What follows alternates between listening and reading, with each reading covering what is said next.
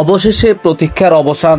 দীর্ঘ ৩ বছর পর আবারও হলুদ জার্সিতে দেখা যাবে ফুটবল জাদুকর নেইমার জুনিয়রকে।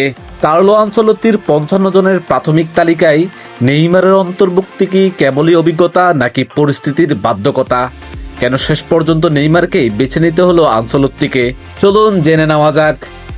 আপনারা সকলে জানেন কার্লো আনচেলত্তি শুরু থেকে খেলোয়াড়দের ফিটনেস নিয়ে কঠোর অবস্থানে ছিলেন, কিন্তু ব্রাজিল শিবিরে এখন ইনজুরির মিছিল। দলের অন্যতম প্রধান ভরসা রদ্রিগো গোয়েজ পেশির ইনজুরিতে পড়ে মাঠের বাইরে চলে গেছেন। অন্যদিকে বর্তমান সময়ের সবচেয়ে বড় বিস্ময় বালক এস্তেবাও উইলিয়ামও বড় ইনজুরিতে আক্রান্ত। বিশ্বকাপের ঠিক আগ মুহূর্তে এই দুই অ্যাটাকিং অপশন হারানো ব্রাজিলের জন্য এক বিশাল ধাক্কা। তাছাড়া বর্তমান ক্লাব সান্তোসের হয়ে নেইমারের দুর্দান্ত পারফরমেন্স, তার অভিজ্ঞতাকে উপেক্ষা করতে পারেননি এই ইতালিয়ান মাস্টারমাইন্ড কার্লো আনচেলত্তি। ঠিক এই জায়গাতে আনচেলত্তি বাধ্য হয়েছেন তার প্ল্যান পরিবর্তন করতে। তরুণদের উপর ভরসা করার পরিকল্পনা থাকলেও রদ্রিগো এবং এস্তেবাওয়ের অভাব পূরণ করতে নেইমারের চেয়ে ভালো বিকল্প কেউ হতে পারে না।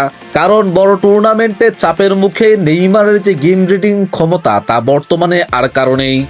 অনেকেই বলেছিলেন নেইমার পুড়িয়ে গেছে, কিন্তু পরিসংখ্যান বলছে ভিন্ন কথা। সান্তোসে ফেরার পর থেকে তার ফিটনেস এবং খেলার ধরন নজর কেড়েছে সবার। নেইমার এখন শুধু একজন গোল স্কোরার নন, তিনি একজন দক্ষ প্লে মেকার। রদ্রিগো না থাকায় রাইট উইং বা নাম্বার 10 রোলে নেইমারে এখন আনচেলত্তির তোপের তাস। তবে কাজটা কিন্তু এখনো শেষ হয়নি। এই ৫৫ জন থেকে চূড়ান্ত ২৬ জনকে বেছে নেবেন আনচেলত্তি আগামী ১৮ই মে।